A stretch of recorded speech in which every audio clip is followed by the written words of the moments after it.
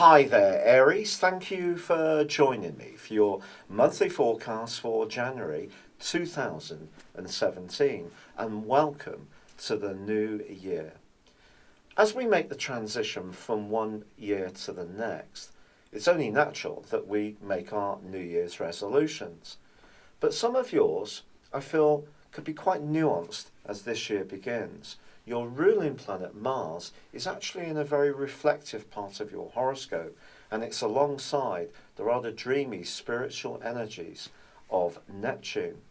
Now Mars, of course, is a fiery, warlike energy, whereas Neptune is very much to do with dissolving things. So there's a possibility that some of your natural drive that you would bring into a new year is not going to be quite so obvious.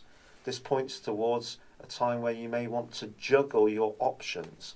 The sun is high in the sky and forging a great angle to both these planets, which can be very positive for you. But it's almost saying to you, Aries, that when it comes to your goals and ambitions and the key strands of your situation, that you may have to deploy quite a lot of subtlety. It's not necessarily the case of having a target and going for it in a very forceful way. I think it's going to be important to almost use the steel fist in the velvet glove, because as you negotiate with other people, I think a degree of discretion is going to be very important. Now, as the year begins, so Venus, the planet of love and affection, is in a very friendly part of your scope, but by the 3rd, she too moves into this quieter, more distilled area of your horoscope, which could see you thinking very carefully about relationships, particularly of a romantic kind, right through the month of January. With Mars in this location too, and the edge being taken off it by Neptune, don't beat yourself up if you do find yourself being particularly nostalgic in the first few weeks of this month. You may even find yourself wanting to withdraw a little bit from other people. Do your work, go home, have plenty of time to think and mull things over. This is only going to be natural.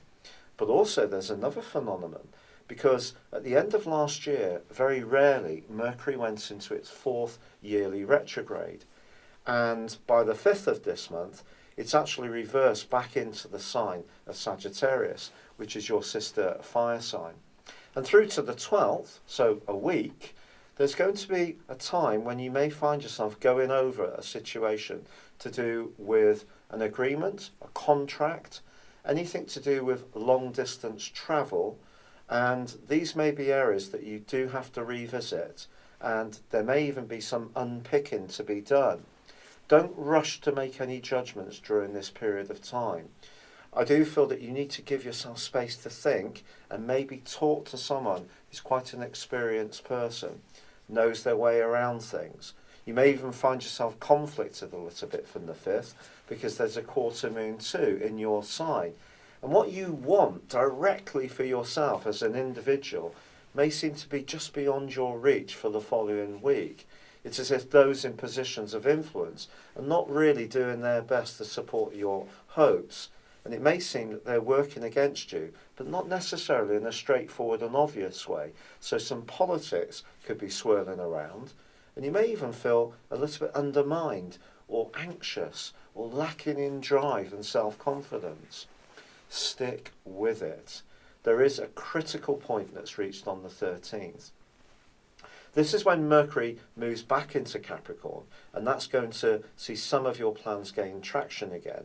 But on the 12th, there is a very important full moon.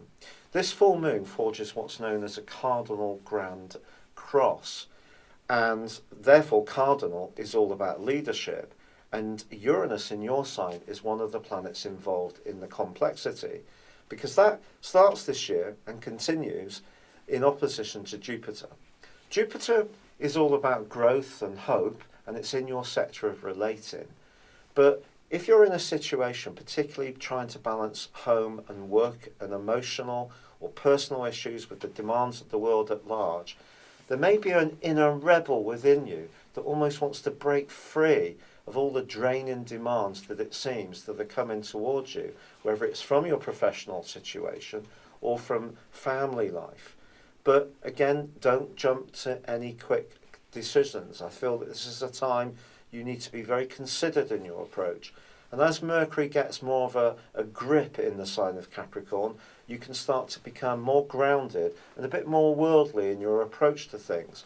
But I think some kind of reverberation in your life is possible for the 2 weeks from that full moon.